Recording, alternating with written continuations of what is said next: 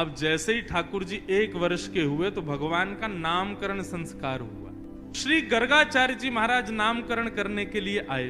गर्गाचार्य जी ने आकर के कहा, नंद बाबा कल का मुहूर्त अच्छा है, कल नामकरण कर देंगे, आज रात्रि विश्राम कर लेते हैं। बोले ठीक है। गर्गाचार्य जी बोले लेकिन एक दिक्कत है। यशोदा मैया बोली क्या? हम किसी के हाथ का बना भोजन नहीं करते, खुद बना के अपने ठाकुर जी को भोग लगा के तब पाते हैं। यशोदा मैया बोली अरे तो इसमें दिक्कत की क्या बात है, मैं आपको चूल्हा दे देती हूँ, आपको बर्तन दे देती हूँ, सारी सामग्री दे देती हूँ, आप बनाइए। गर्गाचार्य जी बोले जो जो कृपा दे दीजिए। यशोदा मैया ने सब सामग्री दी, गर्गाचार्य जी ने भोजन तैयार किया। अब बढ़िया एक पात्र में खीर बनाई, खीर में इलायची डाली, केसर डाला, मिश्री डाली, बढ़िया सुगंधित। आहा, जैसे ही गर्गाचार्य जी ने खीर बनाई, अपने शालिग्राम भगवान के सामने जैसे ही उसको सजाया। अब गर्गाचार्य जी का नियम था कि वो जब भोग धरते थे ना, उसके बाद 108 माला करते थे। अंदर आंगन में ठाकुर जी बलराम जी के साथ खेल रहे थे। खेलते खेलते अचानक रुक गए। बोलना तो जानते नहीं, थोड़ा थोड़ा बोलते हैं। बलराम जी बोले का भयो?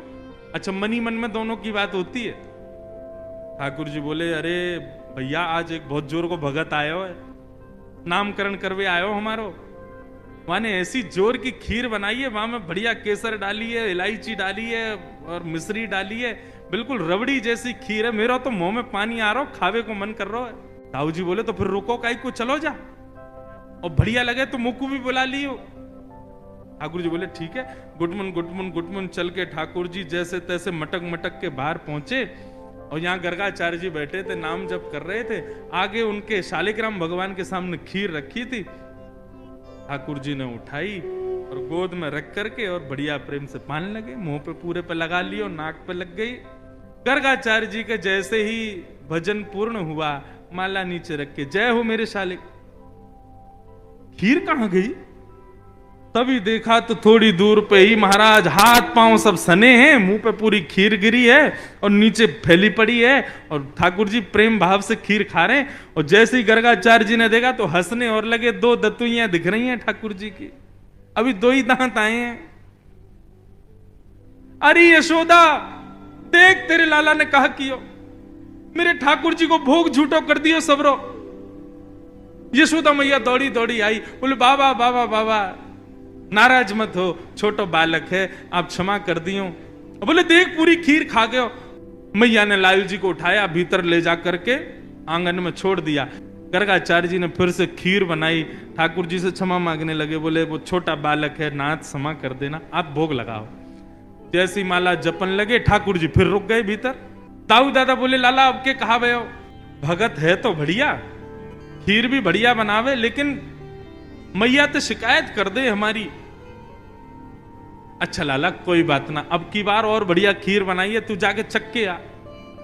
ठाकुर जी फिर से गए, गुटमुन गुटमुन गुटमुन चल करके गए, उठाई खीर का पात तो फिर से खाने लगे। गर्गाचार्य जी की जैसे ही माला पूरी हुई, देखा अब तो खड़े ही हो गए, नहीं रहना हमें यहाँ। यशोदा देख तेरो लाला फिर से हमारा भोग झूठो कर दिए सबरो। यशोदा मैया बोली क्षमा कर दो, मैं अपने बालक को किसी कमरा में बंद कर दूंगी, लेकिन आप नाराज मत हो। ठाकुर जी को ले जाके एक कमरे में छोड़ दिया, और मैया ने फिर से सब सामग्री दी। ठाकुर जी ने खोली खिड़की, और खिड़की पकड़ करके अब 1 वर्ष के ठाकुर जी और गुस्सा में देख रहे हैं गर्गाचार्य जी को। गर्गाचार्य जी भी देख रहे हैं, शैतान बालक। ठाकुर जी भी मन मन सोच रहे हैं, दारी के अभी तो तेने शैतानी देखी ना है हमारी, अब के बना तो को बताऊंगा मैं। गर्गाचार्य जी ने भोग बनाया, तीसरी बार भोग रखा। ठाकुर जी क्षमा कर दियो, छोटो बालक है, अब की बार भोग लगाओ।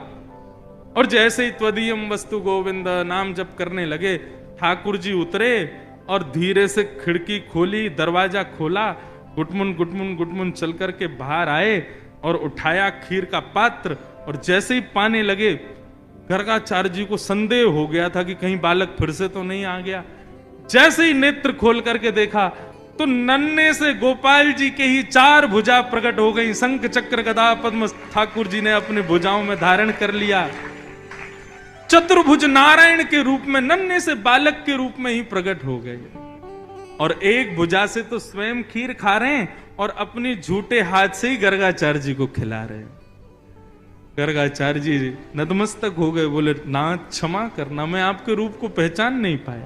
ठाकुर जी बोले हमने ये रूप आपको इसलिए दिखाया है कि कल जब आप हमको हमारा नामकरण करोगे तो हमारे ग्रह नक्षत्र देख करके आपको सब पता चल जाएगा कि मैं कौन हूं। लेकिन ये सच्चाई हमारी मैया को मत बताना कि मैं कौन हूं। आपको छुपाना है कि मैं परमात्मा।